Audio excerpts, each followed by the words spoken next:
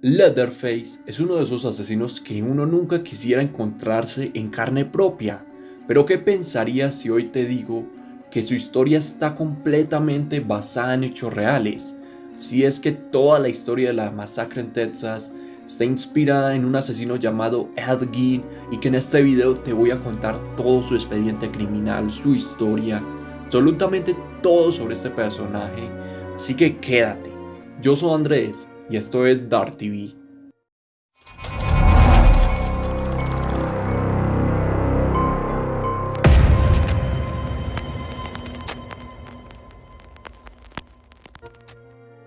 En la tarde del 8 de diciembre de 1954, un granjero de Plainfield, de Wisconsin, entró en la taberna de los Hogan a echar un trago en esa fría tarde de invierno, cuando de pronto descubre con espanto un gran reguero de sangre que cubría las tablas de madera del suelo. La propietaria Mary Hogan había desaparecido. Sé que esta introducción fue un poco peliculera, pero la verdad es que la historia real es mucho peor que la vista en la película, así que quiero que recuerden muy bien esa introducción porque será importante más adelante. Pero ahora pasemos a los orígenes. Este personaje, Ed Gein, nació en Crofts, Wisconsin, el 27 de agosto de 1906. Ed Gein fue hijo de una mujer austera y fanática religiosa que despreciaba a su débil y borracho marido. Cuando esta pareja discutía, que solía hacerlo con mucha frecuencia, el hombre se emborrachaba y golpeaba a sus dos hijos, Seth Gein y su hermano Henry Gein. Y algo muy importante a destacar aquí es que en muchas historias de asesinos seriales se repite este tipo de orígenes, donde tienen a un familiar, un padre que es borracho, maltratador, y que esto repercute en un futuro violador o asesino serial. Con respecto a la infancia de Ed Gein, estuvo marcada por un desequilibrado fanatismo religioso de su madre, quien consideraba a todo el mundo una mala influencia para sus hijos, a tal grado que compró una propiedad en Plainfield con el objetivo de alejar a su familia de la perversidad del mundo. Ella pensaba que las mujeres eran la perdición, a excepción de ella. Pensaba también que las mujeres eran peor que las golfas, y una de sus creencias más fuertes es que las relaciones sexuales solo debían ser practicadas con fines reproductivos.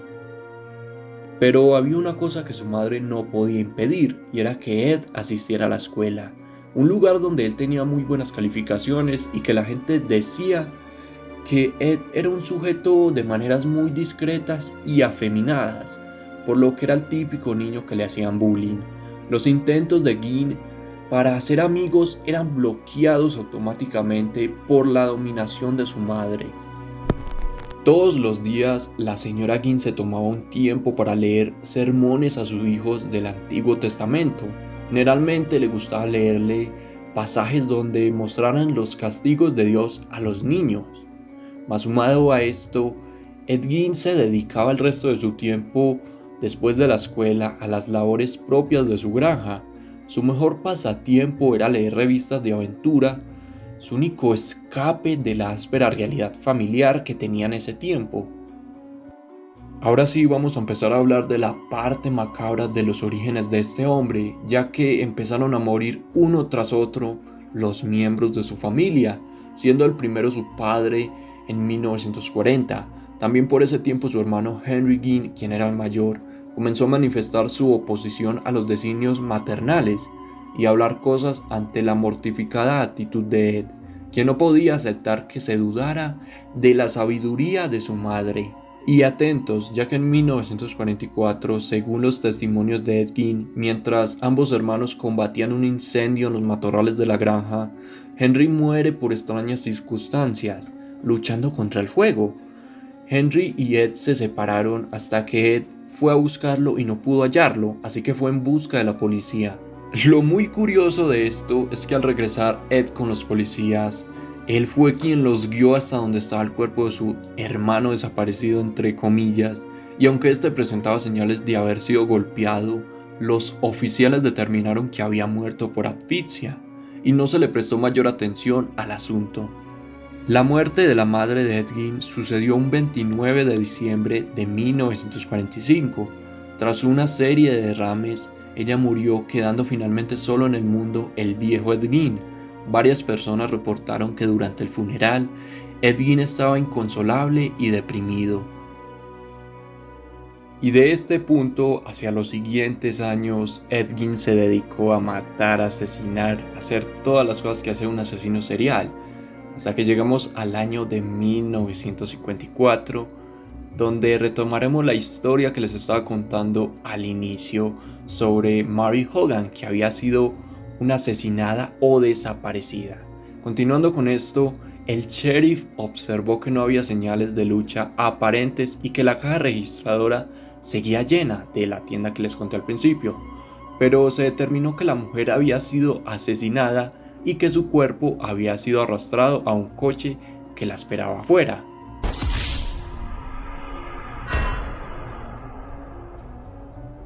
Junto a esto, los informes forenses tan solo habían confirmado las conclusiones a las que había llegado también el sheriff y no arrojaron ninguna luz sobre el caso.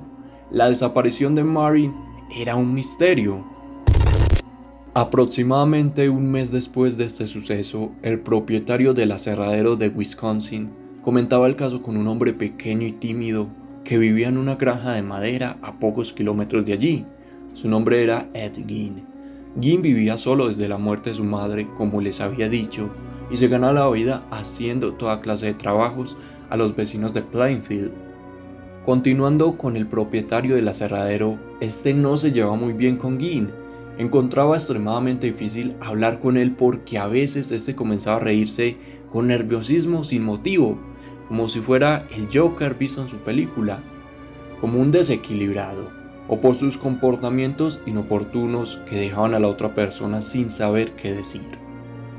En otra ocasión, el hombre recordó que Gein solía sentarse solo en un rincón de la taberna, mirando fijamente a la dueña del local, absorto en sus pensamientos con una jarra de cerveza.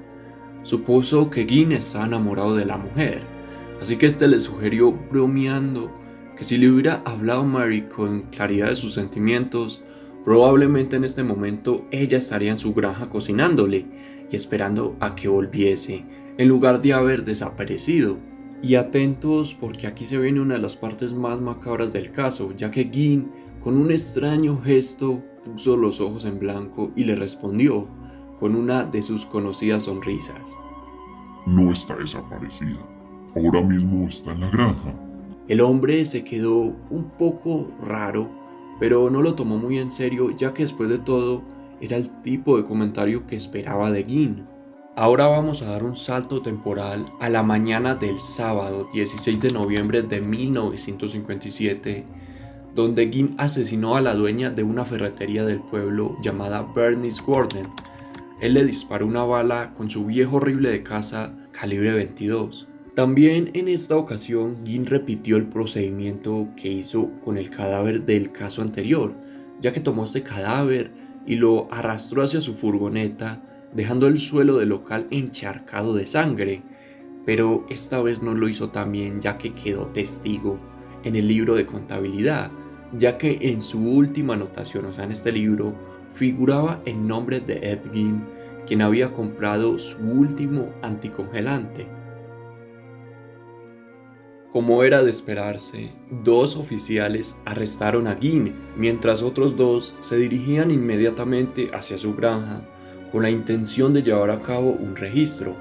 Pero prepárense porque aquí va una de las cosas más macabras, y si no estoy mal, creo que en una de las películas de La Masacre en Texas, de las últimas, pasó, ya que al pasar dentro el sheriff sintió como algo le rozaba el hombro.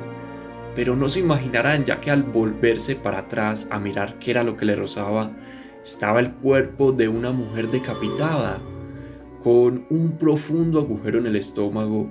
El cadáver colgaba en el techo.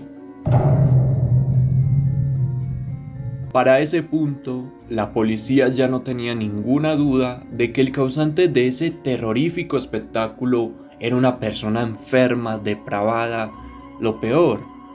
No solo esto, sino que también reportaron que la casa estaba bastante sucia, habían montañas de basura y desperdicios, cajas de cartón, todo era un desorden. Y prepárense, ya que viene una de las cosas más perturbadoras de este caso, ya que más tarde, en cuanto llegaron más patrullas, se descubrió en el interior de la casa todo el horror que allí se escondía.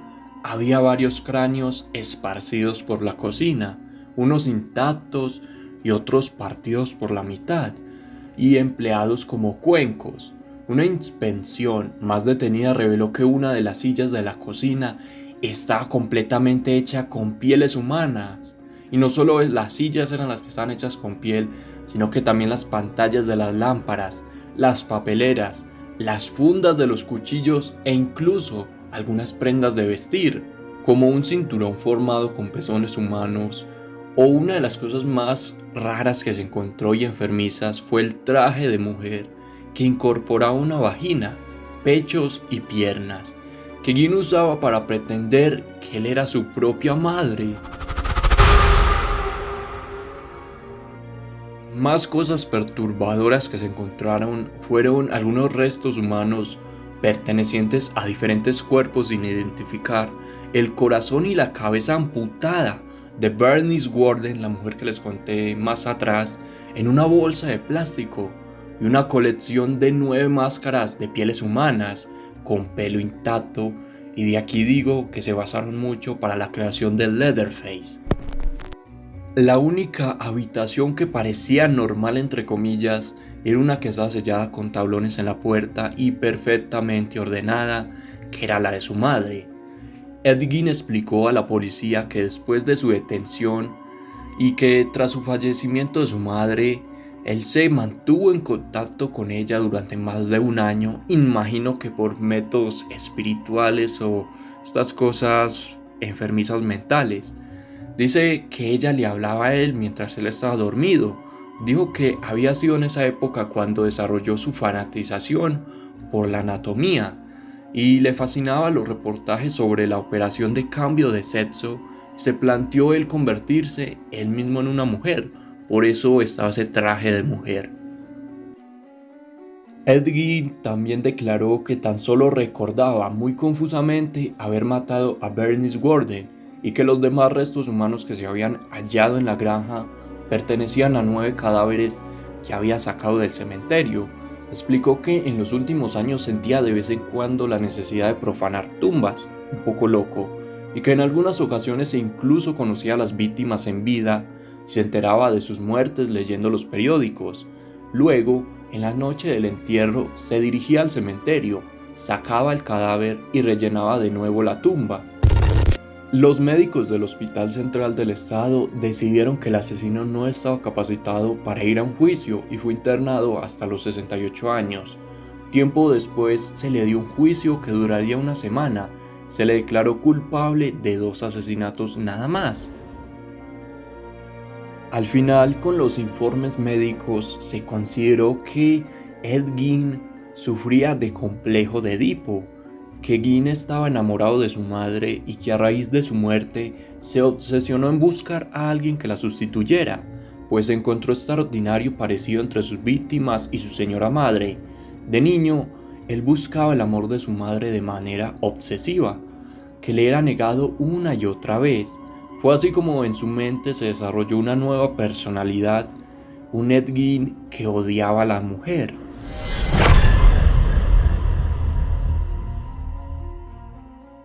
El 26 de julio de 1984, Ed Gein murió por insuficiencia respiratoria, tras décadas de reclusión en una unidad psiquiátrica en donde resultó ser un paciente modelo. En la actualidad, sus restos descansan en el cementerio de Plainfield, al lado de los de su madre. Otro detalle es que en 1958 la casa de Gein fue clausurada, después de correrse el rumor de que estaba destinada a convertirse en una atracción para turistas como la Casa de los Horrores. También se puede comprar la máscara de látex Gein, por si alguno de ustedes pensó alguna vez disfrazarse de Leatherface. ¿Qué les parece disfrazarse de Leatherface de la vida real? Esta serie de estremecedores descubrimientos ha sido desde entonces materia de inspiración para incontables historias de asesinos en películas, como Leatherface, que es el de este video, también el asesino serial Buffalo Bill del Silencio de los Inocentes, también el asesino Norman Bates de Psicosis y entre otros que ya se nos haría muy largo el video. Para mí este caso ha sido uno de los más interesantes y perturbadores en cuanto a asesinos seriales y películas basadas en hechos reales. También los invito a que vean los demás videos que tengo en el canal, en los que ya he hablado de múltiples películas como la saga Halloween, Viernes 13, Chucky, La Huérfana y todo lo que haya de terror ya lo hemos hablado en el canal con muy buena producción, así que los invito a que corran a verlo.